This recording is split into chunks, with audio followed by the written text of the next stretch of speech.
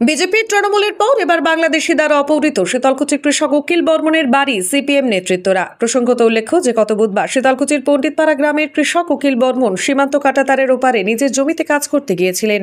অভিযোগ, সেই সময় বাংলাদেশি দুষ্কৃতীরা জোরপূর্বক উকিল বর্মনকে তুলে নিয়ে যায়। সেই ঘটনার 3 দিন কেটে গেলেও আজও বাড়ি ফেরেনি উকিল। উদ্বিগ্ন উকিল বর্মনের পরিবারের সদস্যরা। উকিল বর্মনের স্ত্রী শোভা বর্মন হাত জোর করে স্বামীকে ফিরে পেতে অনুরোধ জানিয়েছেন। ঘটনার পর বিজেপি ও তৃণমূল নেতৃত্বরা উকিল বর্মনের বাড়ি গিয়েছিলেন। উকিল বর্মনের স্ত্রীকে দিয়েছিলেন সান্ত্বনা, এমনকি আশ্বাসও দিয়েছিলেন উকিল বর্মনকে ফিরিয়ে আনার। কিন্তু এখনও ফেরত আসেনি উকিল। আজ সেই বাড়িতে গিয়ে পরিবারের সদস্যদের সাথে দেখা করলেন সিপিএম নেতৃত্ব বিএসএফ এর গাফিলতির অভিযোগ তুলেছেন। এদিকে কবে বাড়িতে ফিরবেন উকিল বর্মন, সেই আশায় দিন গুনছেন তার পরিবারের সদস্যরা। কি কারণে আজকে এই বাড়িতে আসার উদ্দেশ্য আমাদের একটাই। গত 16 তারিখ এই বাড়ির মালিক, নাম হচ্ছে উকিল বর্মন,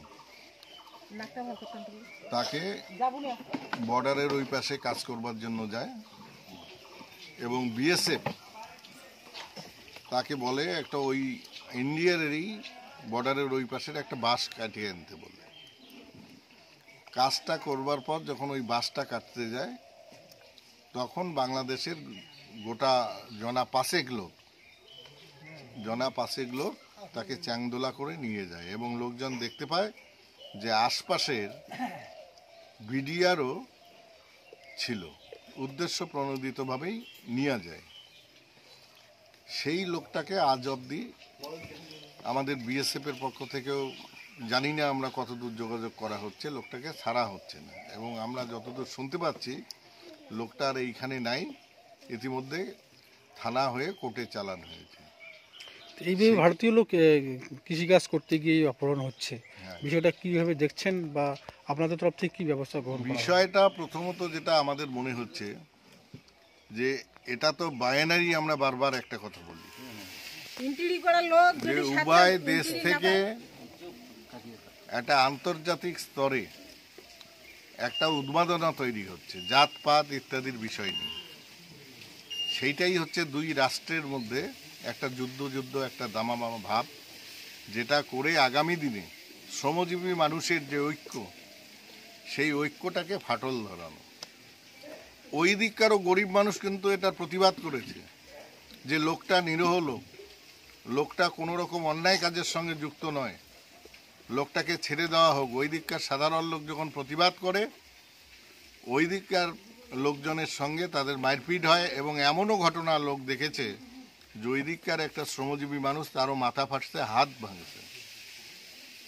তা সত্ত্বেও এইভাবে কিন্তু বিষয়টাকে অন্যদিকে ঘোরানোর চেষ্টা হচ্ছে এবং দুই রাজনৈতিক দল, একদিকে তৃণমূল একদিকে বিজেপি, এটা নিয়ে রাজনৈতিক খেলা খেলছে, অথচ সাফার করছে এই পরিবারটা। লোকটার বউ আজকে না খেয়ে না দিয়ে আছে, তার ছেলে তার নাতি নাতনি, এক ছেলে কেরলে পরিযায়ী শ্রমিক। আর যখন পশ্চিমবঙ্গে কোনো কাজ নেই, কর্ম নেই, মানুষ কাজের সন্ধানে অন্যান্য জায়গায় যাচ্ছে, সেই অবস্থার মধ্যে এই ডামাডোল পাকিয়ে এই 26-এর নির্বাচন, এই নির্বাচনকে সবাই উতরে যাওয়ার চেষ্টা করছে। আমাদের পার্টির পক্ষ থেকে এটা আমাদের বক্তব্য। তাকে দেশে ফেরাতে কতটা আপনারা ব্যবস্থা? আমরা দেশে ফেরানোর জন্যে আমরা ওদের মতো হচ্ছে নাটক করে কিছু বলতে চাই না। আমাদের বক্তব্য হচ্ছে এখন আইন ছাড়া এটা কোনো মতেই সম্ভব না। ইতিমধ্যে আমরা এই খবরটা আমাদের রাজ্য কমিটি পার্টির সেই স্তর অবধি আমরা পৌঁছে দিলাম। সেইখানেও আমাদের যে বিভিন্ন আইনজীবী বন্ধুরা আছে তাদের মাধ্যমে বিভিন্ন জায়গায় কিভাবে যোগাযোগ করে উদ্ধার করা যায় সেই ব্যবস্থা আমরা পার্টির পক্ষ থেকে আমরা করছি। আজকে আমাদের পার্টির কমরেডরা আমরা সবাই আবার ব্রিগেডে যাব, কলকাতায় জমায়েত আছে, সেইখানেও আবার এটা নিয়ে আলাপ আলোচনা হবে কতদূর কি করা যায়। এটা ফুললি দায়িত্ব, তার কাছে এন্ট্রি করা কার্ড আছে, সেটা বিএসএফ এর কাছেই আছে এবং বিএসএফ ওই লোকটাকে, এই উকিল বর্মনকে বলে যে ভাই একটা বম্বু নিয়ে আয়, একটা বাঁশ কেটে নিয়ে আয়। এইটা বলবার পর যখন লোকটাকে তুলে নিচ্ছে বিএসএফ কোনো সঠিক দায়িত্ব পালন করলো না। এইটা হচ্ছে মারাত্মক। দিদি আজকে কি আপনার স্বামী কি ফিরে আসছে আজও? না, আসে নেই। আমি সরকারের কাছে আবেদন, আমি গরিব মানুষ, আমার স্বামীকে আমি চাই। আমি এতগুলো এই পরিবারের বাচ্চা কাচ্চা রাতিপুতি ছেলে নিয়ে কি করে চলবো? ছেলে আমার কেরালায় আছে, আমার কোনো আবাস সাবাস জমি জমা নাই ওই পাশে, আমার যা খালি বাড়িতে, আর কিছু নেই। আমার স্বামীকে ফেরত দাও, সরকারের কাছে আবেদন এইটাই। সমস্ত জমি জমা আপনার ওইদিকে? ওই দিকে আছে, এইদিকে কোনো জমি নেই? জমি নেই, মানে ওই জমির উপর নির্ভর করে আপনার নির্ভর করা পরিবার চলে? পরিবেশ চলে। তো আজকে পরিবারের প্রধান নেই, মানে ওপারের লোকেরা নিয়ে গেছে, নিয়ে গেছে। কি বলবেন বা কি চাইছেন? আমি স্বামী চাই সরকারের কাছে, খেয়াল নষ্ট হয়ে যায়। এখন সরকারে কি উপদেশ দেন?